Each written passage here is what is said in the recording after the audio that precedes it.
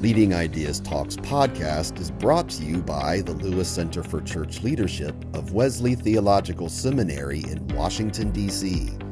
Subscribe free to our weekly e-newsletter, Leading Ideas, at churchleadership.com/leadingideas. Leading Ideas Talks is also brought to you by LPLI, a confidential online 360-degree leadership assessment instrument. LPLI is designed to help those working in the church identify individual strengths and weaknesses so they may improve their ministry effectiveness. LPLI is available in both pastor and church staff versions. Learn more at lpli.org. And remember to stay up to date with the latest church leadership strategies and information. Please like and subscribe to this channel and click the bell icon to get updates for new videos. How can professional Christians be their authentic selves when in the spotlight of public ministry? In this episode, we speak with church musician and author Sarah Bereza about the challenges of being authentic, knowing how much to share, and how to avoid oversharing when in a public ministry role. Welcome to Leading Ideas Talks, a podcast featuring thought leaders and innovative practitioners. I am Jessica Anschutz, your host for this Leading Ideas Talk, and I serve as the Assistant Director of the Lewis Center for Church Leadership. Joining me is Sarah Bereza, a musician with over 20 years of ministry experience, who currently serves as the Music Director at Grace United Methodist Church in St. Louis. She's the author of Professional Christian, Being Fully Yourself in the Spotlight of Public Ministry. Thank you, Sarah, for taking time to speak with me today. So as we kick off our conversation, Sarah, I know you'll have a lot to share with us. What does it mean for church leaders to be fully themselves in the spotlight of public ministry? So of course, there's the book length answer, the essay answer, but the 3-sentence answer is really thinking about personal values, thinking about personality and personal strengths and weaknesses, and taking those things about our individual selves and being in a professional setting where we can be the best version of ourselves, the most spiritually in-depth and energized person that we can be, and conversely, not being in a place that kind of makes us be smaller, not being in a too stiff of clothes, in a place that makes us less vibrant than we could be otherwise. In thinking about those things that can make us less vibrant, what are some of the obstacles or challenges that professional Christians face, and how can we overcome them?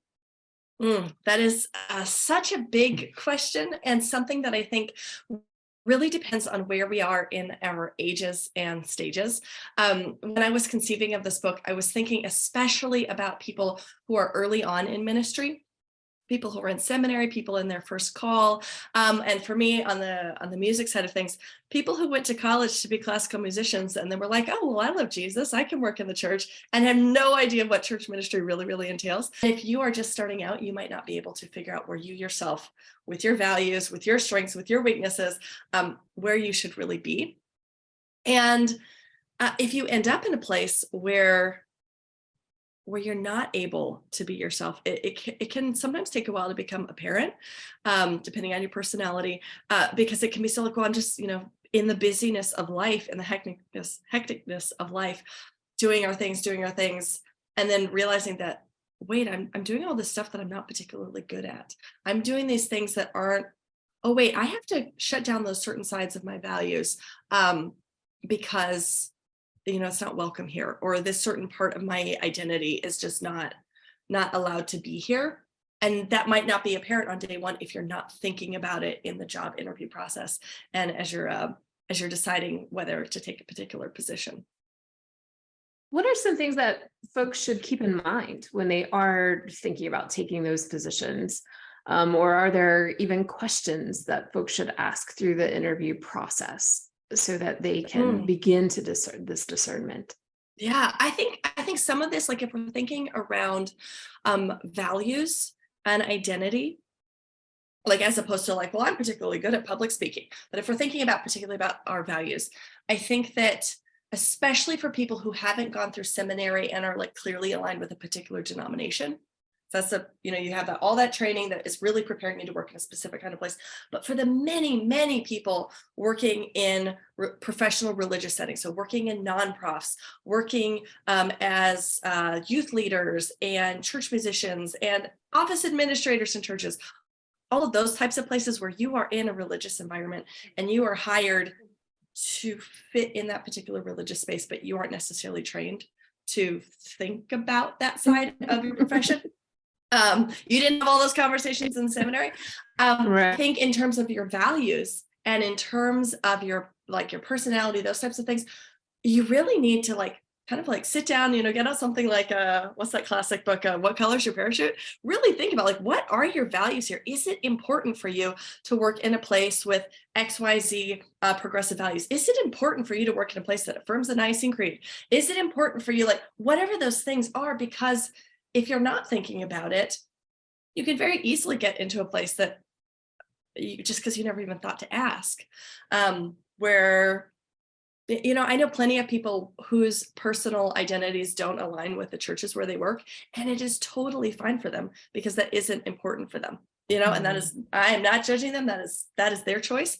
And for many people, that would just be a terrible, terrible thing for them to work in. Of course, it's very different in a clergy type setting, or someone's gone to seminary but isn't really clergy, because you are aligning yourself already with a denomination. And in some settings, you are placing yourself under the authority of a bishop who's going to tell you where to go, who is going to say well, you are the solo pastor at this church where you can do all these things that aren't in your skill set, but you get to do it because you're the solo pastor and you're the one who's you're doing it. Have fun.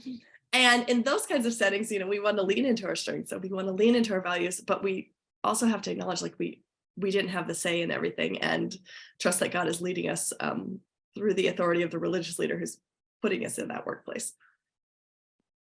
So keeping that in mind, that sometimes we end up in situations or positions that are on some level beyond our control. And sometimes we're surprised, right, when we come into situations.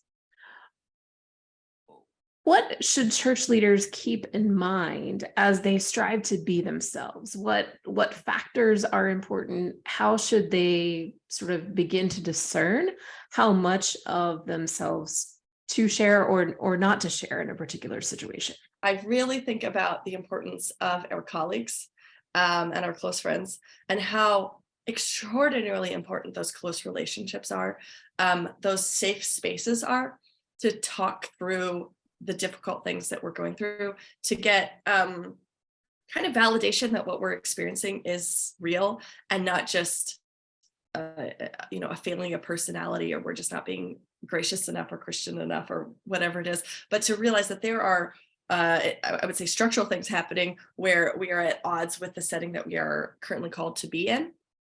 And alongside of that, I think that we can also ask for grace from the people around us. And there are oftentimes more, not always, but oftentimes more room for us to be fully ourselves than we necessarily think, because people can be really big. People can be really gracious and curious, not always. We've been working in churches for a long time. People are often not gracious.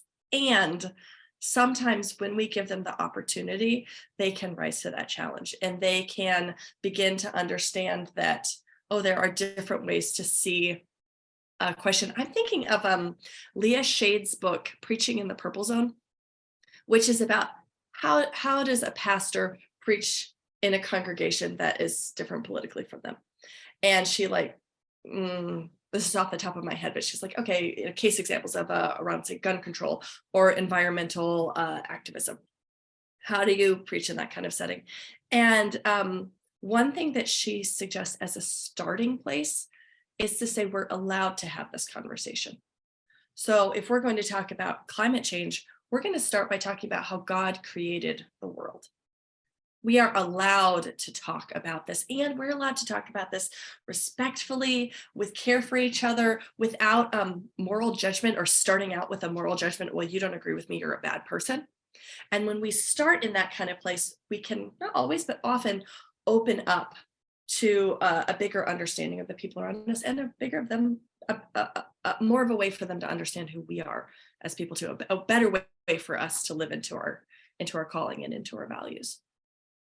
I think that's a really great point to think about how these challenging conversations or challenging topics may be related to who we are and to who God is calling us to be, and to root those conversations in scripture and the tradition of the church as a starting place. I think that's really helpful, especially when reflecting on difficult topics. Oh, for sure. So your book is Professional Christian: Being Fully Yourself in the Spotlight of Public Ministry. And if folks haven't read it, I certainly encourage them to do so. What does it mean for you to think of yourself as a professional Christian? For me, a professional Christian is someone who is employed specifically as a Christian person. And in America, someone who is employed in a place where they can be hired and fired based on religious belief and moral action.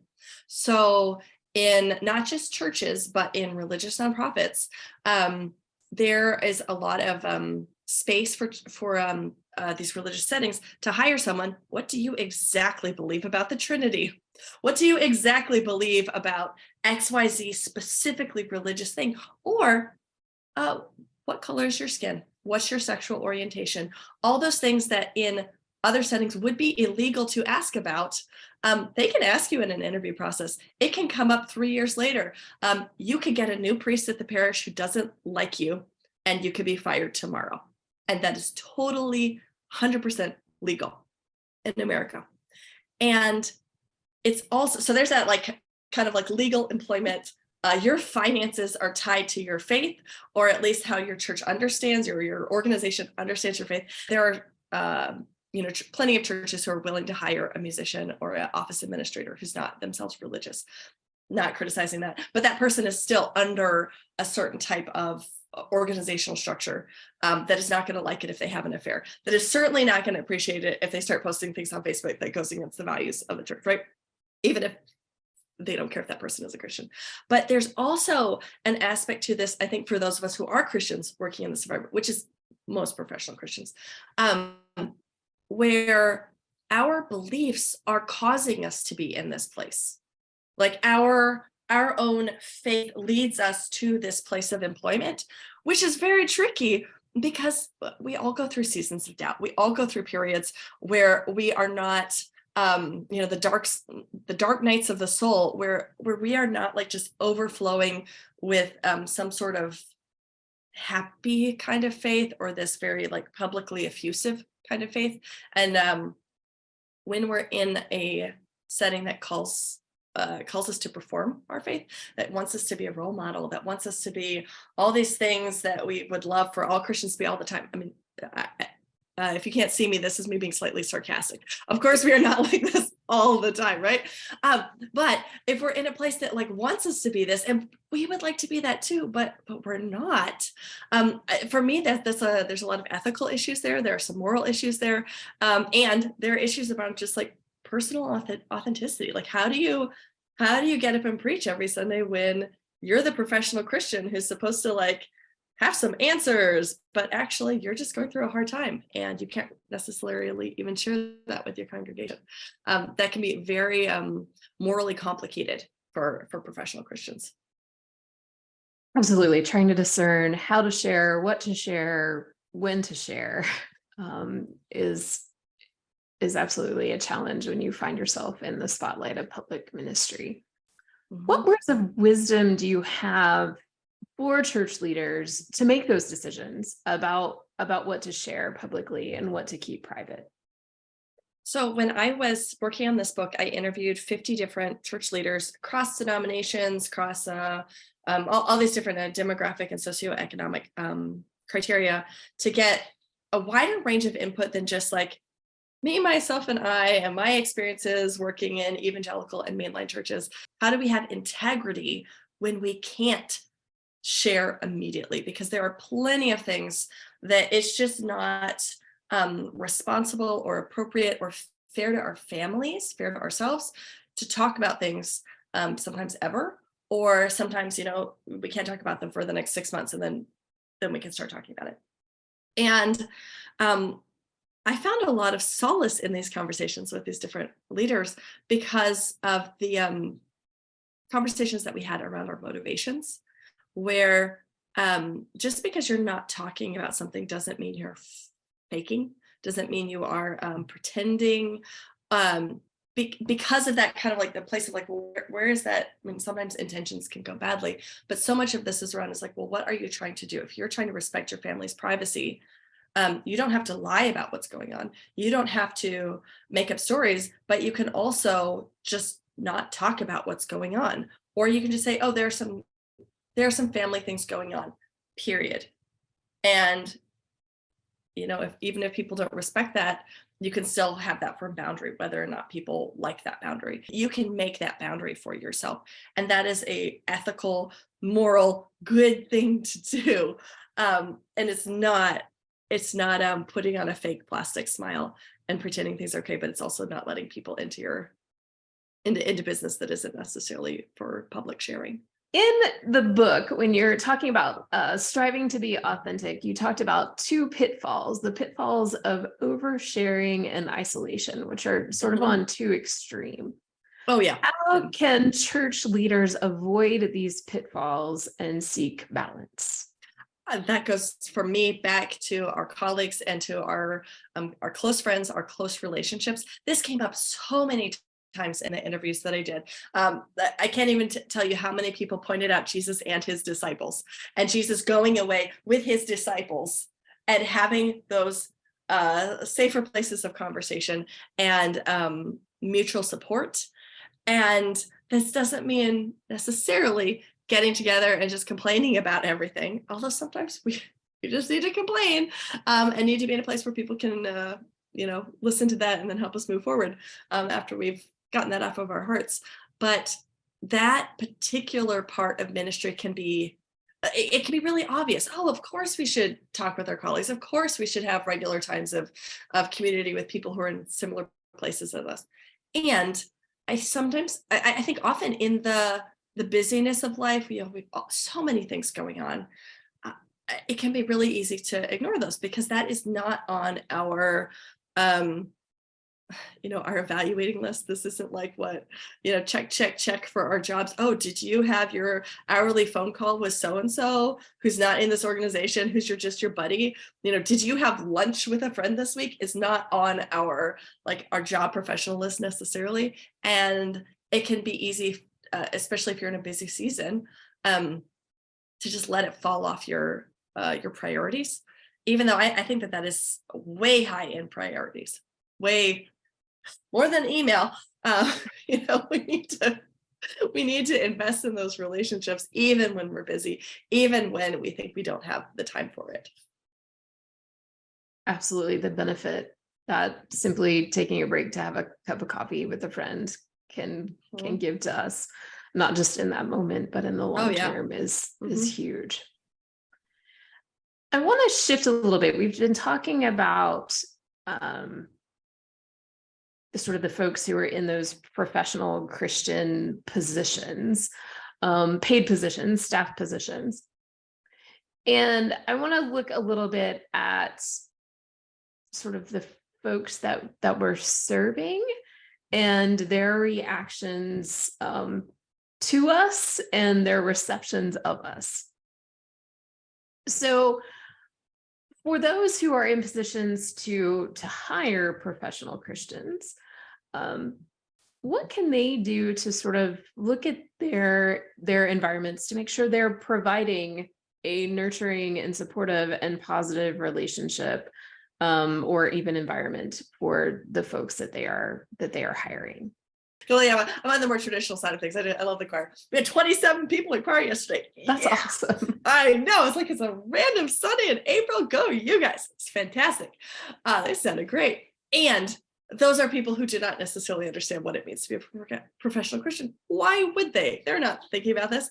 So in terms of the hiring and thinking about how those types of folks can make for a nurturing environment. I think that often teaching is maybe too strong of a word, but maybe explaining like what's going on the ministry side of things, the ministry leader side of things. And sometimes like making a comparison to lay leaders who are like not paid in their roles, because in many churches, a huge amount of the work happens because of lay leaders who are not paid to be there, but oh my goodness, do they put in the hours, right? And I think many of those folks also, even though their finances are not part of the equation, they are in many ways functioning as a professional Christian because of the leadership role that they have. And those types of folks will often understand what's happening, like the structure of what's going on for a professional Christian, because they have enough experience with working with volunteers to realize how tricky some things can be. Sometimes folks, I think we all know this if we've been in churches for a while, but sometimes folks who just volunteer a little have no idea what it's like to work with volunteers for 20 hours a week, 30 hours a week. And I say this with so much love. I love working with volunteers. And it can be so tricky to work with all the personalities and all the preferences, and everybody wants something that's slightly different. And of course you cannot please them all. You alluded to some of the challenges that folks face in working with volunteers. Actually, they can happen just when you're working with people. People in general. The reality of criticism and not meeting people's expectations or their ideals or even their perceived ideals.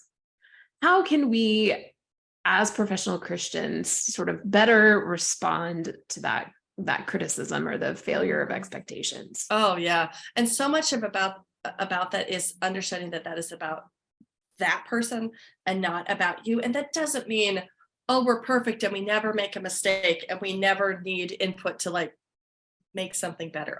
Okay. Obviously we're people too. We make mistakes too. We are fallible. And the types of commentary that we sometimes get from volunteers can be 100% not helpful. It's not constructive criticism, and it's coming from their own brokenness, from their own preferences, their own lack of understanding about what's going on, and that's about them. And to me, that is by far the most important thing to understand, is that it's about them and it's not about you, and that you can listen to it and you can take that to heart and all that kind of stuff. But ultimately, you have to understand what that type of criticism is about. Or just those types of comments. Sometimes it's like, oh, they love it too. I'm glad they love it. Again, that's about them. That's their own preference. I mean, I deal with this all the time in the music world, because like for 99% of people ever commenting on something, that is 100% preference. They're not thinking about the whole structure of the worship service, which is like what I'm thinking about. I'm not thinking about, is this my favorite song? But for so many other folks, it's like, well, I just like it, which great. I'm glad they like it. And that's one particular type of criteria. Right. And perhaps why do you like it, or how does it speak to you, or how does it push you to grow in your faith? There are so many different aspects that we can look at. As we sort of move toward the finish line for today, I want to lift up in Professional Christian, you lift up 3 different kinds of valleys: difficult circumstances, our imperfect selves, and seasons of transitions. And you highlight that it might be important for church leaders to be more transparent about those valleys. Why is that the case, and how might we do that? That is such a good question, and something that when I was interviewing folks, I learned so much from folks who are at a different stage of life than I am, and particularly people who are significantly older than I'm in my mid to late 30s. And I talked to folks who I'm thinking of one person who was a UCC pastor, so she's part of the congregation where she is, and she told me about how she walked through the illness of her mother and then eventually the death of her mother alongside of her congregation, and how her congregation was aware of this very difficult thing happening as it was happening, like in the real time of her ministry. And what she said to me, and I'm paraphrasing this, was she talked to me about how much, this is Reverend Dr. Jacqueline Lewis, and she talked to me about how her how good this was for ministry. Not good like, oh, good that her mother's dying in this sad way, but good in the sense that people realize that, oh, well, you're like me. Like you also are walking through the lonesome valley. You are also going through something difficult. And this came up again and again, where it's not that the people I was talking with, the professional Christians I was talking with, it's not that they were saying that, oh, well, we should just overshare and just, talk off the cuff about things. But so many of them were very comfortable talking about difficult things, especially after the fact, when things were a little bit less raw. Like that's a wonderful thing for people to be able to see our humanity and to see that we are following God in the midst of all these difficult things, in the midst of the trials, in the, with everything that bad that's happened to us in the past. We're following God. We want people to see this. And we can share those kinds of difficult things in ways that are appropriate, that are respectful to our families and our families' privacy, to our own privacy. We can find ways to share the difficult things. And a lot of fruit can be born through the sharing of those difficult things. Yes. So much good can come from that. So as we wrap up our time today, Sarah, I want to invite you just to kind of reflect on what do you want professional Christians to hear from you as they continue in their ministries in the spotlight of public ministry?